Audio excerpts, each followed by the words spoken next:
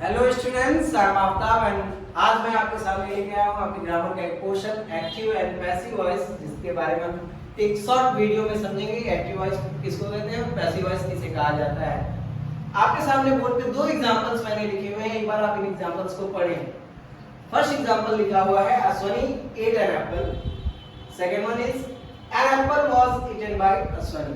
आप जब इन दोनों सेंटेंस को पढ़ रहे थे तो आपने देखा होगा कि दोनों के दोनों सेंटेंस सेम मैसेज कन्वे करते हुए दिखाई दे रहे होंगे। दोनों की मीनिंग अगर आप देखते हैं तो दोनों की मीनिंग सेम मिलेगी। डिफरेंस बिटवीन दैट क्या है?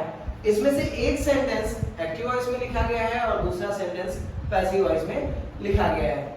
अब आपको पता ये करना है कि सेंटेंस को हम एक्टिव वॉइस कहते हैं और कौन सा सेंटेंस पैसिव वॉइस कहलाता है।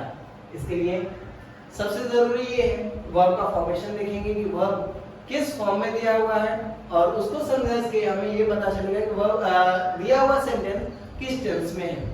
आप यहाँ देख रहे होंगे वर्ब का जो फॉर्म लिखा हुआ है एट, ये पास्ट फॉर्म में है।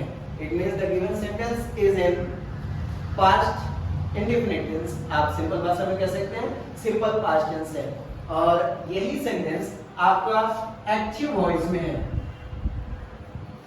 बच्चों के मन में क्वेश्चन ये पैदा होता है कि सर हमें कैसे पता चलेगा कौन सा सेंटेंस एक्टिव वॉइस में है, कौन सा सेंटेंस पैसिव वॉइस में है।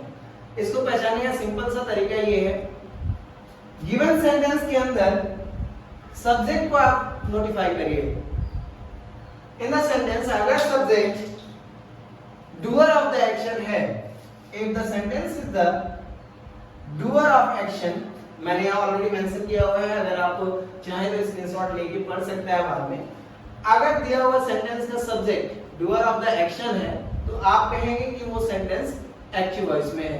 And if the subject of the sentence is the receiver of the action, अगर वो एक्शन का रिसीवर है, इसके ऊपर एक्शन किया गया है, क्रिया हुई है, तो आप कह सकते हैं कि गिवन सेंटेंस आपका पैसिव वॉइस में है।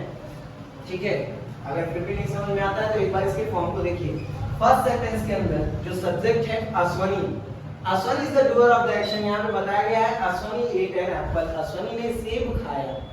मीनिंग यही है, सेब कौन खा रहा है? Who is the doer of this action? Ashwani. अगर Ashwani doer of the action है तो आप कह सकते हैं कि ये सेंटेंस या ये वर्ब एक्टिव वॉइस में है।